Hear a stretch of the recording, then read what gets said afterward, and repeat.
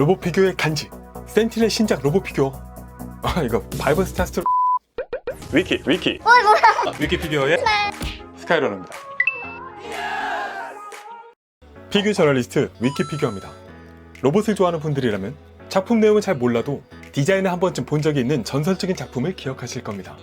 바로 파이브 스타 스토리. 무려 1980년대에 시작한 작품인데요. 그럼에도 불구하고 시대를 앞서간 천재 메카닉 디자이너 나가노 마모루의 모형화는 신경 쓰지 않았던 작중의 기체, 모터헤드의 미려한 디자인, 그 가느린 선과 섬세한 장식, 여성성을 물씬 풍기는 디자인 요소와 무버블 프레임의 메카닉 요소 등등 로봇이 이렇게까지 아름다울 수 있나? 라는 걸 보여준 굉장한 디자인이 가득했습니다. 그래서 로봇을 좋아하는 분들께는 참 모형 소장을 하고 싶었던 그런 작품이었는데요. 다만 원작자가 하긴 했고요.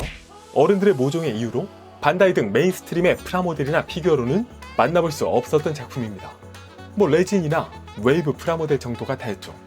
그런데 로봇 피규어의 간지 센티넬, 바로 이 파이브 스타 스토리의 오리진이었던 작품 중전기 엘가임의 주역기 엘가임을 공개했는데요. 근데 이 제품 뭔가 파이브 스타 스토리스러운 테이스트가 가득합니다.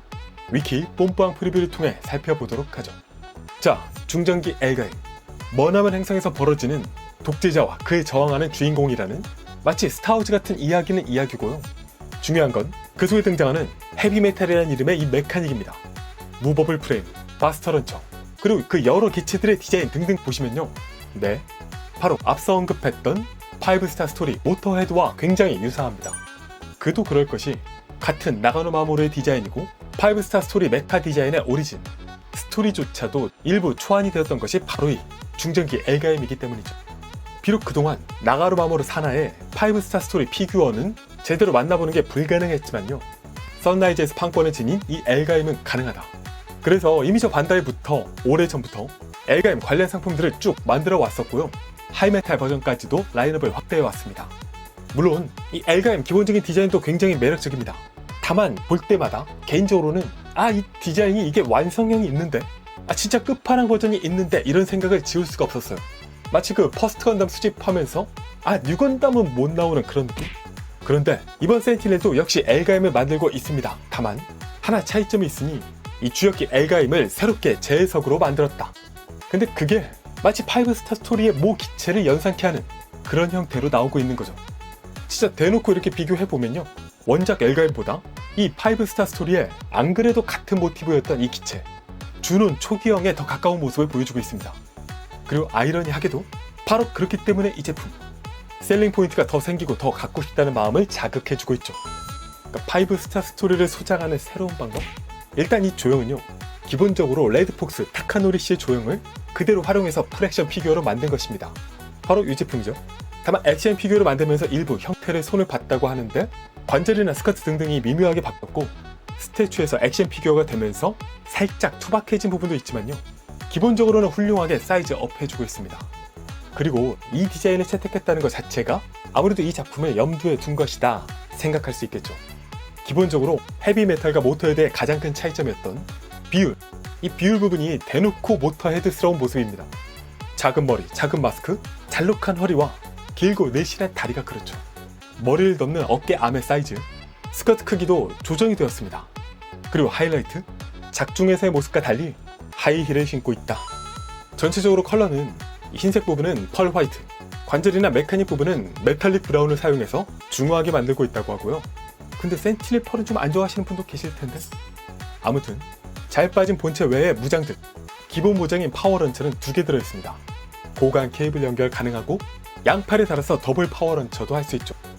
파워런처를 쏠 때는 팔 부분의 파츠를 교체를 해줍니다. 가슴에 암도 가동이 가능하고요. 특징 무장인 이 방패, 바인더, 안쪽으로 무장 S마인과 스페어 세이버를 장착할 수 있고 2개의 파워런치도 마운트할 수 있습니다. 근접 무장으로는 빔 세이버, 그리고 양쪽 날을 지닌 랜서가 있고요. 클리어 날 파츠는 총 3개가 들어있다고 합니다. 그리고 세계관 최강의 무기 바스터 런처도 포함이 되어 있는데요.